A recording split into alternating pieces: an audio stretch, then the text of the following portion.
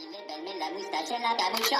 Siento patanilo, mira tacatiki puletica. Siento patanilo, mira tacatiki puletica. Siento patanilo, mira tacatiki puletica. Siento patanilo, mira tacatiki tacatiki. Siento patanilo, mira tacatiki puletica. Siento patanilo, mira tacatiki puletica. Siento patanilo, mira tacatiki puletica. Sani levarme la moustache en la capucha. What's going on? This is your man John Fortune, your host of the Frustrated Fan Sports Show, and today, in what is more of a somber show, because I heard the reports yesterday, and I wanted to make sure that I heard everything before I made this video, because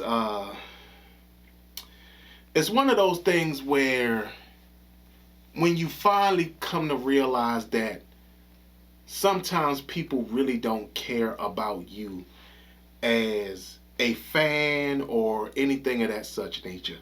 And to be quite honest, it's actually quite surprising at how a guy I gave the moniker of Dan Snyder because he made moves like most fans would make, somehow forgot the fan part of the debacle of retiring Sean Taylor's jersey.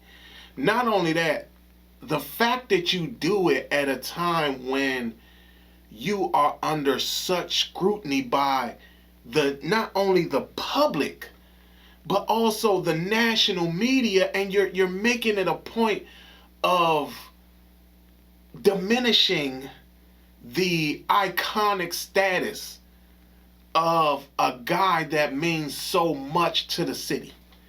And not only that, to your fan base. There were a lot of things that came up in this whole thing that just rubs me and a lot of other fans completely in the wrong way.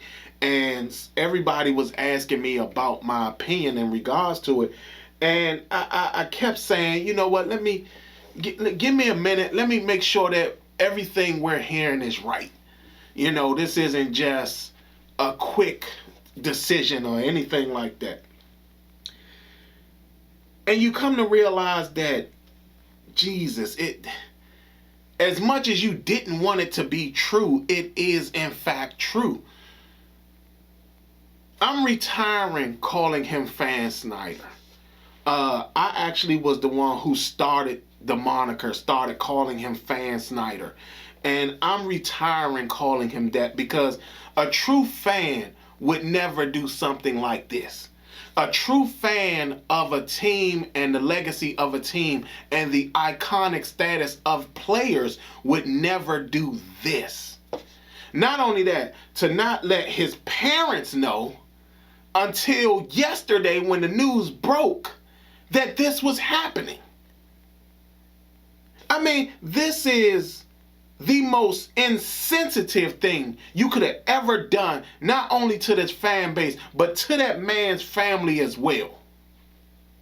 To know you thought so little of that man to do something like this. Do you not think that as fans, everybody wouldn't have turned out for the retirement celebration of Sean Taylor's number? The number isn't even being worn by anyone else, and yet and still you still didn't feel the need to invite the fans. Why? Because we're not coming to your stadium to watch you field a team that clearly doesn't compete that well? Ever since you don't come, you don't get to participate. Ain't that is the most selfish, nearsighted thing you could have ever done. And you still want us to be fans of this team.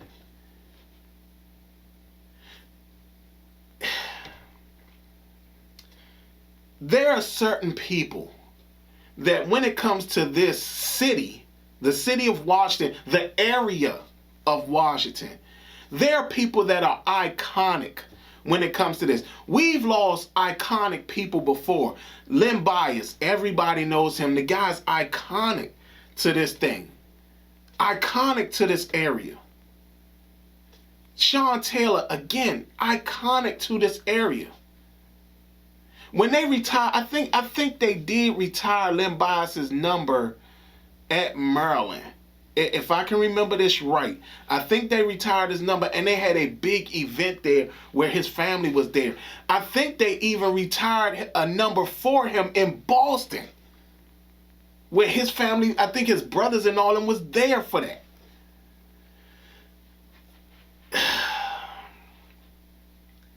This is one of those things that, like, how many of y'all remember when you would do something that was so stupid, right? So stupid, and you knew it was stupid, and your parent was so surprised that you did it that they would sit up there and say this one phrase. They'd be like, of all the things you could have done, what made you think that it was a good idea to do that? Think about that phrase. Of all the things you could have done, what made you think it was a good idea to do that?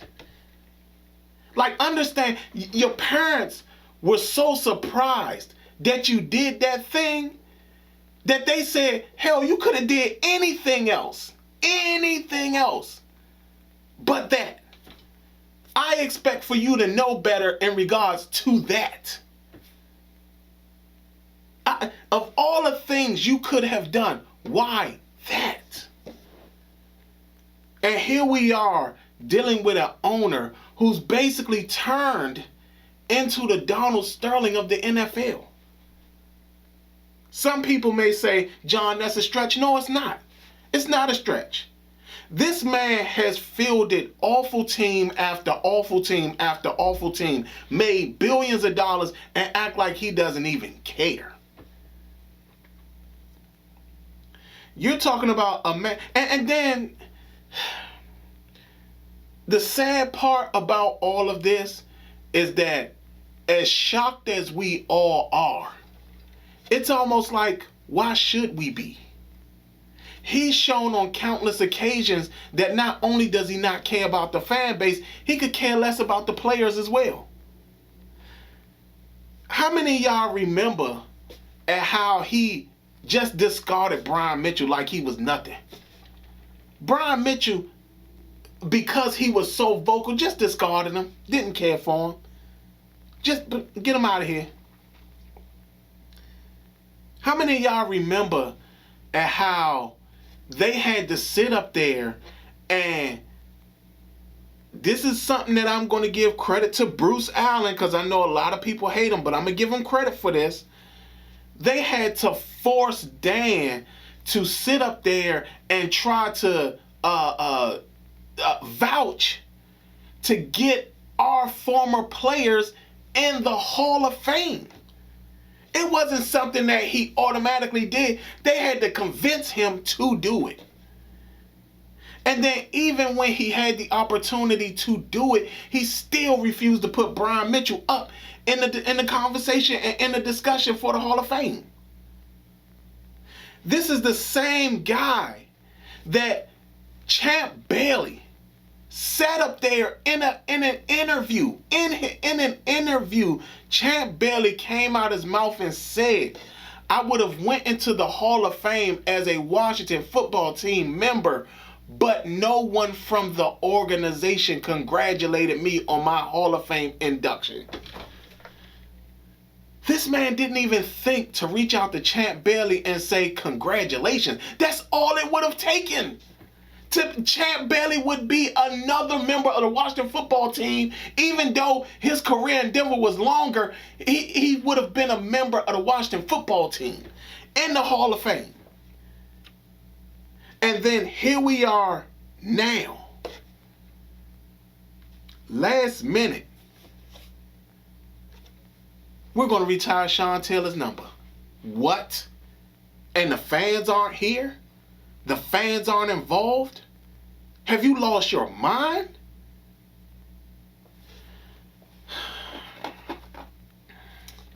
Hurricane Dan. That's what I'm going to call him from now on. Because hurricanes are the only things that destroy not only objects, but legacies and heritage. This man has destroyed the heritage, the legacy, the name, and everything of a very proud franchise. A very proud heritage of players and athletes who've come in through this city and has been beloved by the city. Not only that, guys who still live here today because they loved the team and the city so much. There are times where you can actually see Ken Harvey walking downtown through the downtown area of DC. There are times where you can see Darryl Green at the grocery store, which is crazy to see Darryl Green at a grocery store, but you can see Darryl Green at a grocery store. There are times where you can see Brian Mitchell walking down the street of Bethesda. To get that type of love, respect, appreciation from the players to stay here, even though they can go somewhere and that is tax friendly and live a far better life. The fact that these guys stay here, Fred Smoot, D'Angelo Hall, Clinton Portis, even though he went through his stuff, Clinton Portis, all these guys stayed here. They stayed here. And the way you respect them is by not showing them respect at all? It's crazy. This is a very sad time in Washington football history. And to be quiet, and let me add this to this too. We honestly shouldn't be surprised. This man has found a way to get the public to hate his wife. His wife. Not himself, not the way he's done stuff, his wife.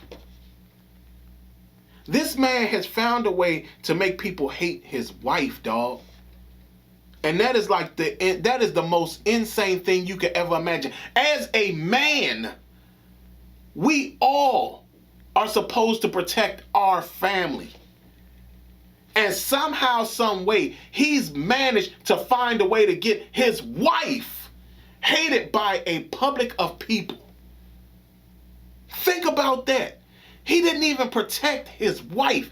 Not to mention that how he didn't protect this kid, because remember when the report came out there and they said that the kid was the one who sat up there and picked Dwayne Haskins. Remember that? So if this man is willing to throw his own family under the bus, do you think he would even care about what players think? About what fans think? I mean, hell, James Dolan is hated in New York, but I've never heard anything about his wife or his kids. I mean, but again, I'm further away from New York, but I've never heard anything about it. The fact that, just know, Hurricane Dan is what he is. And until he sells the team, this is just what we're going to have to contend with. Scandal after scandal, soap opera drama after soap opera drama, head coach after head coach, ignorance after ignorance. And the fact that, another thing, Jason Wright, it's no way he knew. It's no way he knew. Absolutely no way. Jason Wright is a former NFL player. Ron Rivera, former NFL player who also has the admiration that he's shown, extreme admiration for Walter Payton. Do you think that Ron Rivera would have even thought that that was the right move for that to be done with this whole thing? Ron wasn't involved. Jack Del Rio wasn't involved. Martin Mayhew wasn't involved. And Jason Wright wasn't either. Focus your anger to the person that was the problem. And that's Hurricane Dan. He has come in and destroyed it all.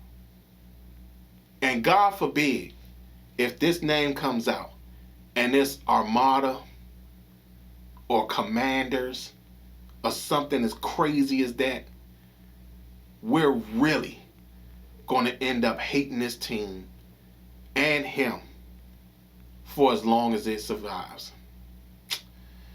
Sad day for Washington fans, man. Sad, sad day. Sean Taylor was an icon and somebody special to us all. And the fact that he doesn't have this fan base participating in that very thing shows that not only does he not care, he never did care. This has been your man, John Fortune, and this has been the Frustrated Fan Sports Show.